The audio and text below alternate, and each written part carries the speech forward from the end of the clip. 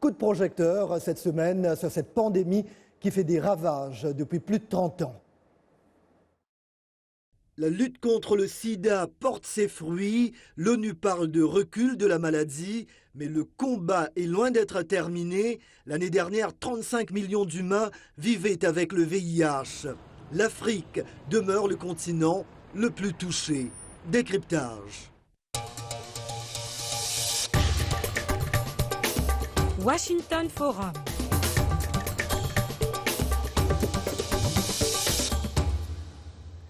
Bienvenue Émile, merci de votre fidélité à la VOA. Nous tenterons donc de faire le bilan de la guerre planétaire contre le sida et d'aborder les défis encore à relever. Lueur d'espoir, dans son dernier rapport annuel, l'ONU-SIDA révèle que le nombre de décès dus au virus dans le monde en 2013 a diminué de 11,8% en un an, la plus forte chute depuis le pic d'il y a 9 ans.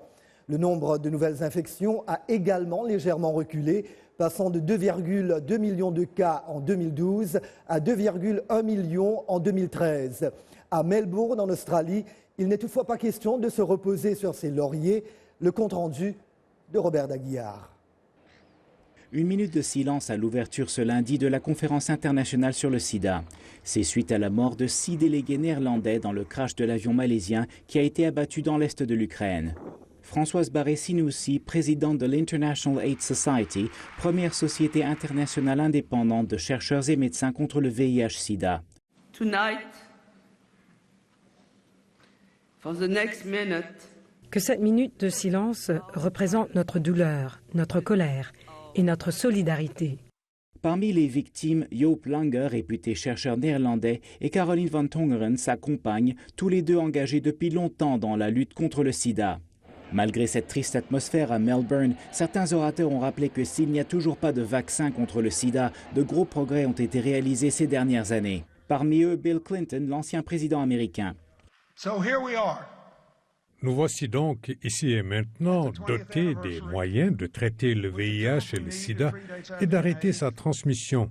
Ce monde libre du sida, auquel vous travaillez tous depuis si longtemps, se profile à l'horizon.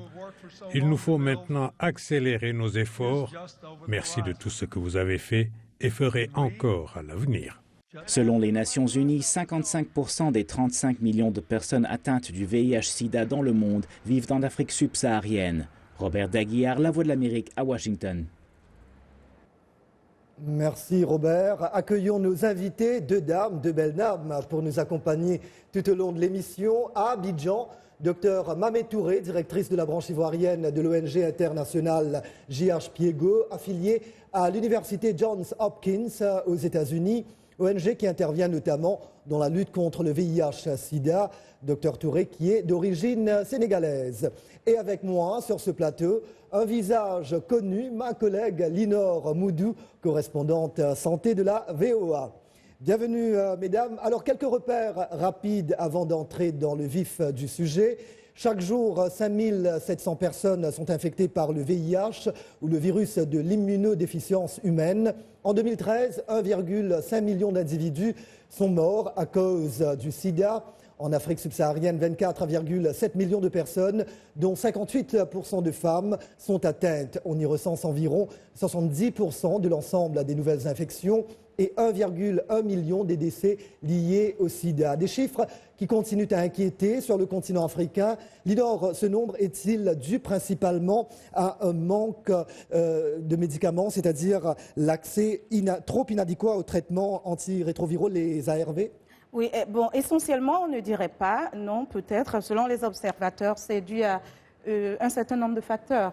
Évidemment, l'accès aux ARV, aux antirétroviraux, est très important dans certains endroits.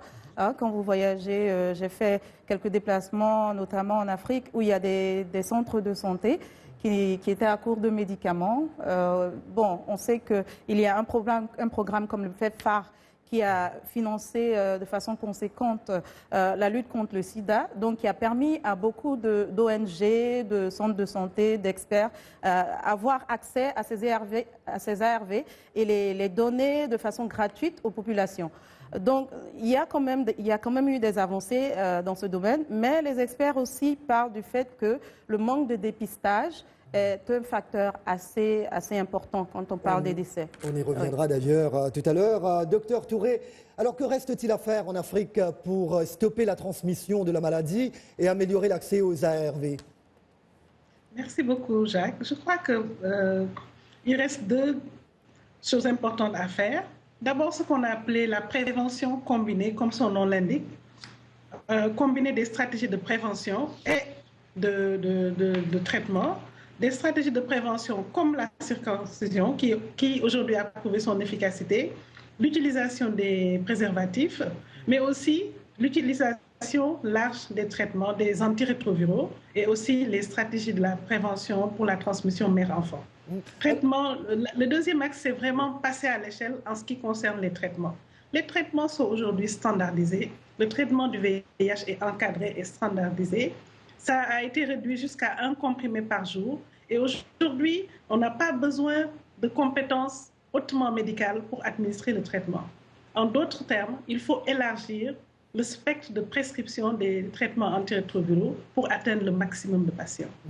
Alors, les pays les plus touchés par l'épidémie demeurent l'Afrique du Sud et le Nigeria. Le gouvernement sud-africain veut généraliser les tests du sida à toute la population et mettre rapidement tous les séropositifs sous traitement. Linor, les progrès dans ce domaine sont-ils donc tributaires de fortes politiques des gouvernements africains? Évidemment, il faut dire qu'il est vraiment essentiel qu'il y ait une volonté politique au niveau des gouvernements afin que la lutte contre le sida dans les pays soit accélérée. On a vu que quand les gouvernements s'impliquent directement, quand ils sont directement impliqués dans la lutte et qu'ils parlent aux populations, il y a une avancée dans la prévention, dans aussi l'accès au traitement. Donc il faut une volonté politique pour permettre les moyens de prévention, pour investir, pour aussi faire passer les messages nécessaires afin que les populations soient informées. Alors, qu'est-ce qui les empêche, docteur Touré, de mettre en place de telles politiques? Linor vient de le dire, y a-t-il un manque de volonté de leur part? Est-ce uniquement une question d'argent, docteur Touré? Merci beaucoup. Certainement, mais je crois que les gouvernements sont souverains de leur politique. Et nous, en tant que partenaires, nous ne pouvons que respecter ces politiques. Nous ne pouvons pas effectivement nous positionner en ennemis. Bon, nous l'avons compris au sein de Diapaigo, où nous sommes dans plusieurs pays le partenaire préféré des gouvernements, et surtout renforcer le partenariat. Parce que sur le terrain, nous nous rendons compte que parfois le partenariat est un peu biaisé. Mais je pense que si on établit un partenariat effectif avec les gouvernements, nous arrivons à un peu changer les choses ou faire accepter certaines pratiques, certaines politiques pour le bien-être de tous. Alors, pour ne pas être trop pessimiste, l'ONU-SIDA rapporte qu'entre 2005 et 2013, le nombre des décès liés au sida en Afrique subsaharienne a chuté de 39%. Mais Linor, pourquoi le pourcentage de femmes infectées est-il si excessif ? Il y a plusieurs raisons qui ont été rapportées. On parle de contraintes sexuelles pour ces femmes, les femmes et les jeunes filles qui sont violées, victimes de violences sexuelles. Il y a aussi des contraintes pour les relations sexuelles non protégées par leur partenaire, où l'homme a beaucoup de pouvoir dans certaines sociétés africaines. Donc du coup, les femmes manquent de... Elles n'ont pas ce pouvoir-là de pouvoir prendre des décisions qui concernent leur santé. Elles ne peuvent pas dire au partenaire je souhaiterais que tu mettes un préservatif, par exemple. Il y a des situations où les femmes sont vraiment très discriminées selon les croyances traditionnelles, ou même les lois ne les protègent pas. Donc il y a plusieurs facteurs. Ce qui m'amène à parler de la corrélation entre le VIH et le cancer du col utérin, qui est le tout premier cancer chez les femmes en Afrique subsaharienne et dans les pays en développement. Docteur Touré, pourquoi les femmes infectées par le VIH sont-elles plus exposées au cancer du col de l'utérus? Oui, elles sont plus exposées parce que, en fait, la femme séropositive finalement est doublement affectée. D'abord, par le VIH, qui du coup induit une déplétion de son immunité, et par le cancer, parce que le cancer, c'est aussi une maladie infectieuse, qui est une maladie opportuniste, donc qui survient sur un terrain déjà très immunodéficient. Le cancer du col est aussi dû aujourd'hui, et on le connaît, par le papillomavirus, qui est aussi une infection sexuellement transmissible, comme le virus du VIH-Sida. Donc du coup, ça fait comme on le dit tantôt, c'est parfois un cousinage qui est très proche. La femme, elle est séropositive, elle a une immunodéficience, et donc d'autres IST viennent se greffer à son état, et c'est ce qui l'expose plus au cancer du col, comparativement aux autres femmes non infectées par le virus au niveau de la population générale. Et docteur, quid de la tuberculose et le sida? C'est le même principe. La tuberculose, c'est aussi une maladie infectieuse avec un haut potentiel d'immunodéficience qui survient sur un terrain fragilisé. Fragilisé par le VIH, fragilisé par un état de malnutrition très prononcé, fragilisé aussi, par exemple, par des états cancéreux. Toute situation qui entraîne une déplétion importante de l'immunité chez la personne expose la personne à la tuberculose. Et aujourd'hui, on sait que plus d'un tiers de la population au niveau mondial est infectée. Et ceci est dû aussi à l'émergence du virus du sida. Voilà, nous allons retrouver nos invités en deuxième partie de magazine. Au menu également, reportage de la Guinée-Côte d'Ivoire sur le sida. Sans oublier vos commentaires Facebook. Washington Forum revient après cette petite pause.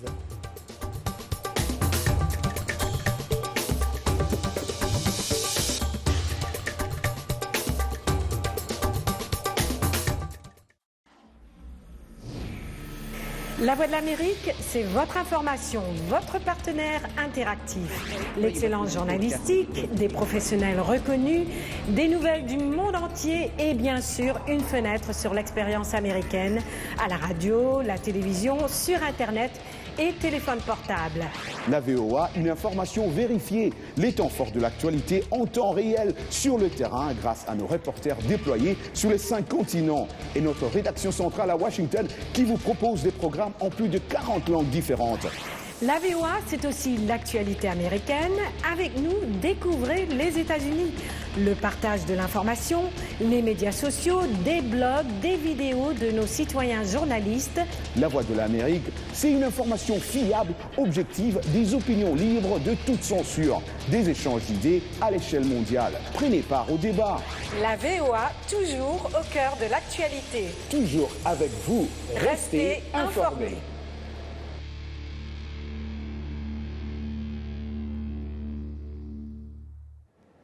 Jacques Aristide de retour avec vous, plein feu sur la lutte contre le sida. Nos invités, Dr Mamé Touré, directrice de la branche ivoirienne de J.H. Piego, ONG affiliée à l'université américaine Johns Hopkins, et la correspondante santé de la VOA, Linor Moudou. Mais d'emblée, vos commentaires sur la page Facebook de Washington Forum, La Voix de l'Amérique évidemment. Jean-Marie Bora de Bujumbura, le VIH-Sida continue d'être un problème de santé publique. Il faut assurer la prévention et la prise en charge thérapeutique et psychosociale des cas. La maladie est l'une des principales causes du faible taux de revenus des familles et du fort taux de mortalité en Afrique. Blaise Yumba de Lubumbashi, il faut favoriser l'abstinence et la fidélité pour diminuer cette maladie en Afrique. Un célibataire qui utilise un préservatif aujourd'hui risque de ne pas le faire demain. Samson Augustin Esso de Yamoussoukro, que les spécialistes de la santé s'accordent avec les pratiquants de la médecine traditionnelle africaine pour éradiquer cette maladie.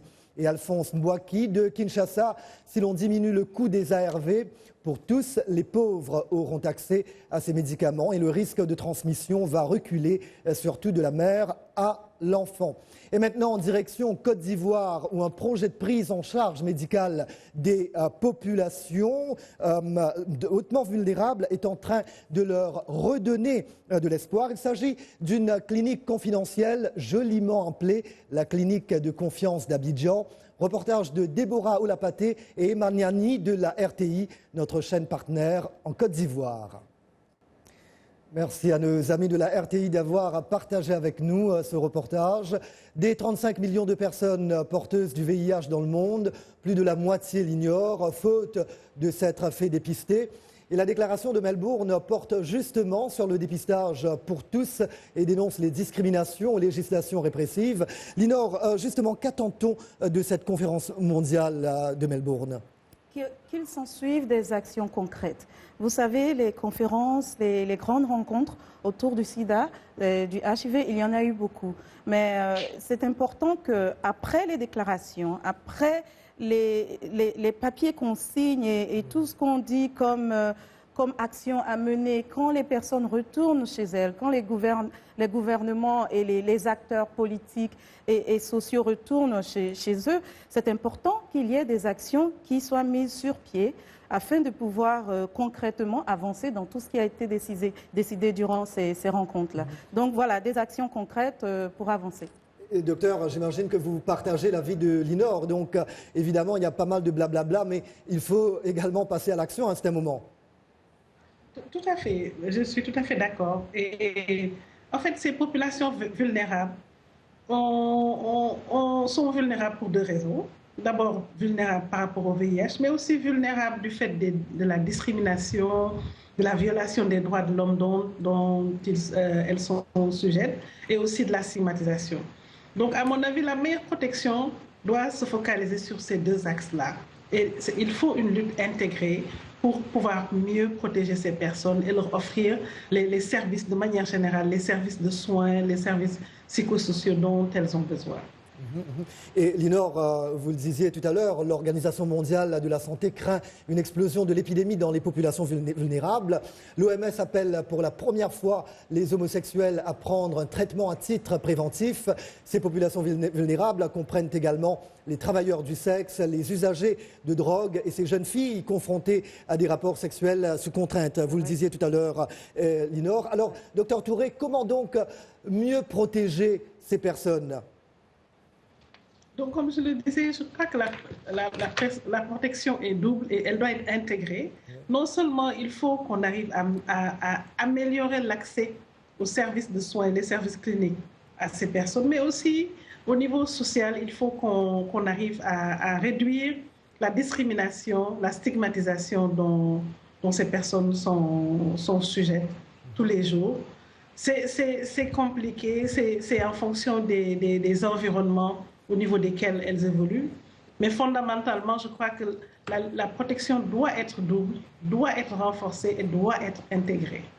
D'accord. Alors cap maintenant sur la Guinée qui a lancé une nouvelle stratégie de riposte contre la pandémie de Conakry. Le reportage de notre correspondant Zakaria Kamara. Dans ce CHU se trouve l'hôpital de jour, une structure qui accueille les personnes vivant avec le VIH. Nous sommes une structure de référence qui assure la prise en charge des personnes vivant avec le VIH. Et c'est une structure de prise en charge qui a la possibilité de donner le traitement antirétroviral de façon gratuite, mais aussi qui assure la gestion des infections opportunistes également de façon gratuite, grâce aux médicaments mis à notre disposition par le Programme national de lutte contre le sida. En Guinée, le traitement contre le VIH est associé à une prise en charge psychosociale. Quelques ONG assistent les malades, comme dans ce centre, où 800 personnes atteintes du virus sont suivies par une équipe de médecins et d'assistants sociaux. Le pourcentage des patients qui viennent au niveau des centres de santé est très élevé. Et même le nombre de perdus de vue a beaucoup régressé du fait qu'on a mis un dispositif de rappel, de recherche active auprès de ces patients. Donc aujourd'hui, on peut dire que les gens acceptent petit à petit ou de plus en plus de venir au niveau des hôpitaux et de se faire consulter, de prendre les ARV et d'accepter de se faire suivre. Si les malades acceptent de venir dans ce centre, ça n'est pas sans conséquences. Certains sont victimes de stigmatisation. Même si elle est réduite beaucoup, mais il y a quand même encore quelques cas de stigmatisation au niveau des quartiers, les gens qui indexent les patients. Et ça, c'est quand même une difficulté parce que ça va à l'encontre du respect des droits humains. L'ONG Fraternité Médicale Guinée informe et sensibilise plus de 2000 professionnels du sexe. Devant les difficultés, certains malades ont formé des associations. Première à déclarer publiquement son statut sérologique à visage découvert, cette femme gère 150 autres femmes et 45 enfants atteints du VIH. Les 45 enfants sont dans les parents, dans les familles respectives. De temps en temps, si je les donne, je passe les chercher ou bien je fais appel à tout le monde qui vient me trouver dans l'ONG. je partage. L'ONG même avait un salon de couture, mais actuellement, le salon là est fermé par manque de moyens.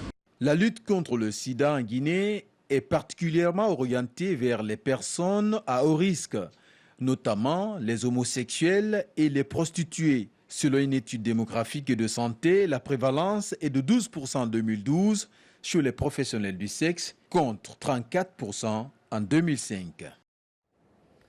Merci à notre ami et collègue Zakaria Kamara dans la capitale guinéenne. Nous nous souvenons, en 2006, Barack Obama, alors sénateur, et sa femme Michelle s'étaient soumis au test de dépistage du VIH à Kisumu, au Kenya, où est né le père du président américain.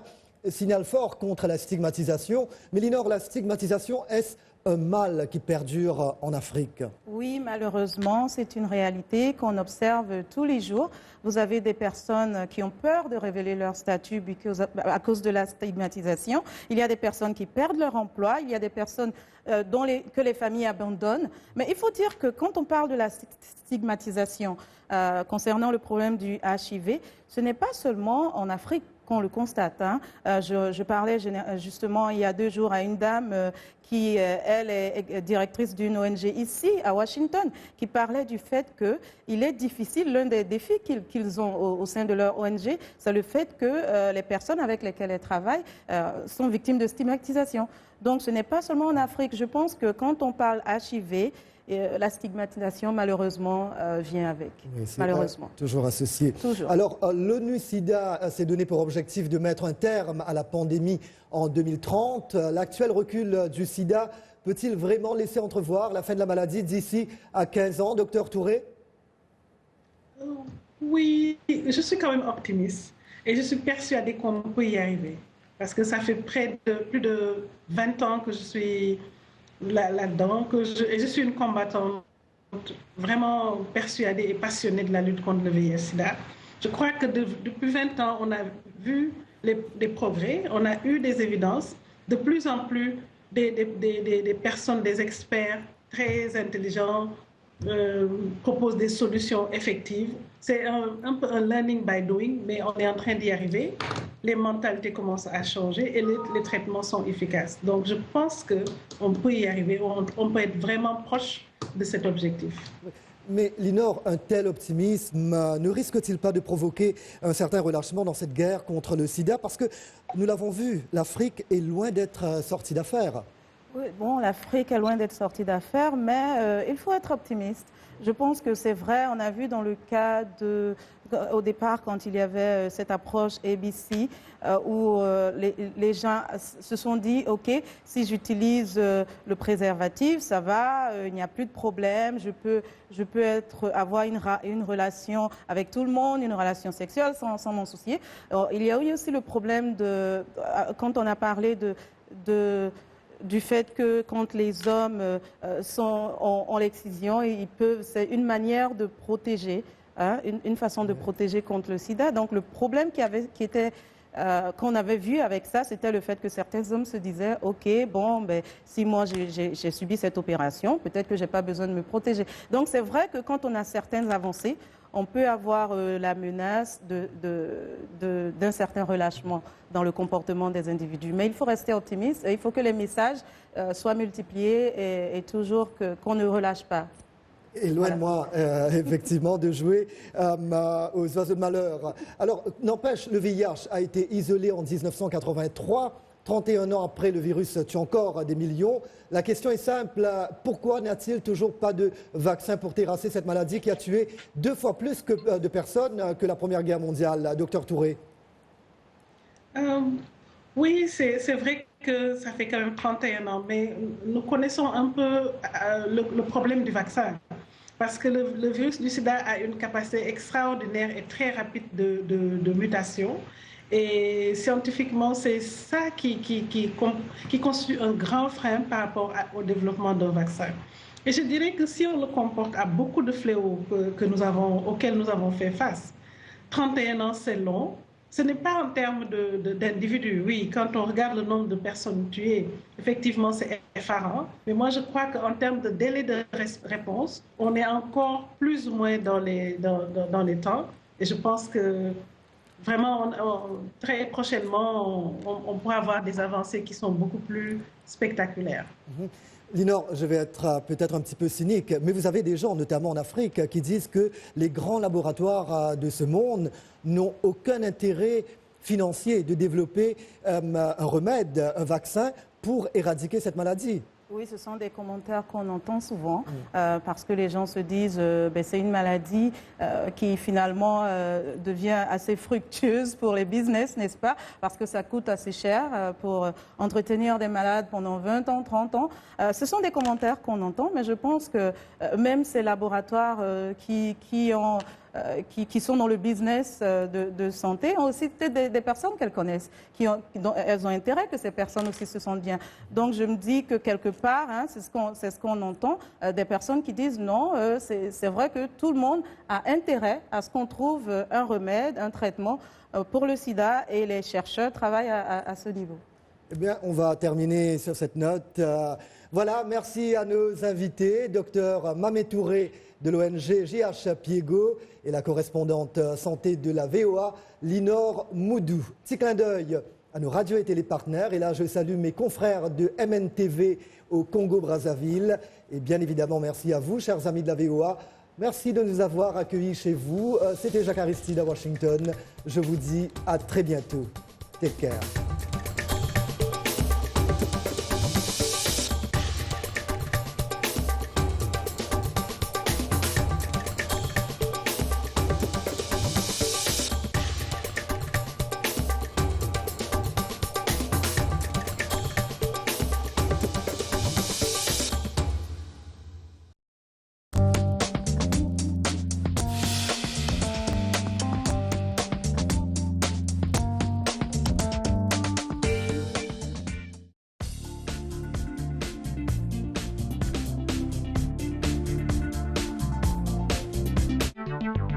Thank you.